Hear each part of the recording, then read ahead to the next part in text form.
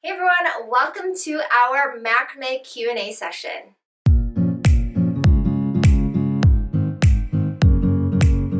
Hi everyone, it's Nicole here from BOCHIKNOT Macramé. So every month over on our BOCHIKNOT Macramé community on Patreon, we ask our members to ask us anything macramé related in regards to the macramé journey. Whether it's about learning new knotting techniques or how to refine your macramé skills, we get a wide variety of questions. In today's video, I'll be sharing with you one of the questions asked in the community along with the response, so that if you too are facing similar challenges with your macramé journey, then hopefully this question and answer video will help you out. And with that said, let's get right into it. First question is in regards to the rose bag.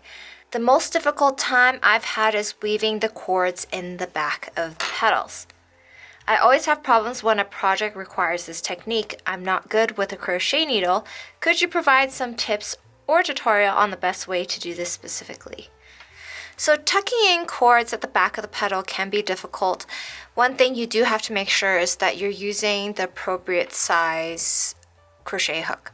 Now, if you're using 3mm cord, I'd recommend using a 3mm crochet hook, 2mm cord, 2mm crochet hook, 4mm cord, 4mm crochet hook, etc., etc.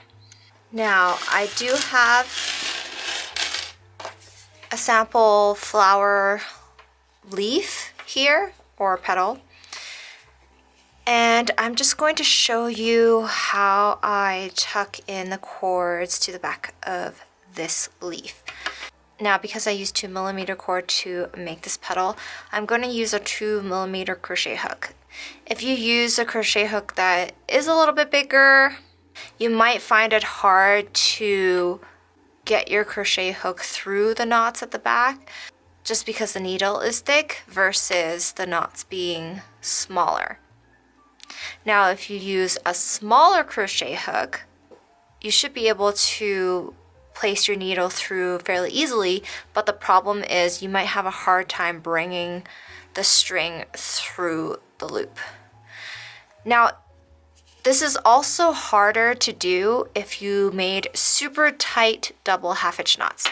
Now, I try to keep my double half-hitch knots fairly consistent with tension. I try to keep them on the tighter side, but not too tight. If you have them too tight, it will make this a little bit harder because the knots are so tight, it's hard to get the crochet hook through. So what I usually do is I choose a loop closest to where the cords are that I want to tuck through. The closer it is, the better, because if you try to tuck the cords through a few knots out, you'll see a long loop here, and it might come undone fairly easily. The closer it is, the better.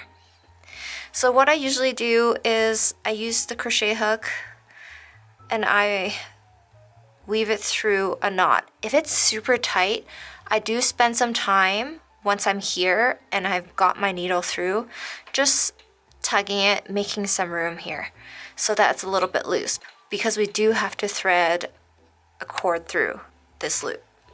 So now that I've loosened it up a bit, I'm gonna take the strand of cord, gonna put it through the hook, and this takes a bit of practice too, and then I'm just gonna pull it in this way.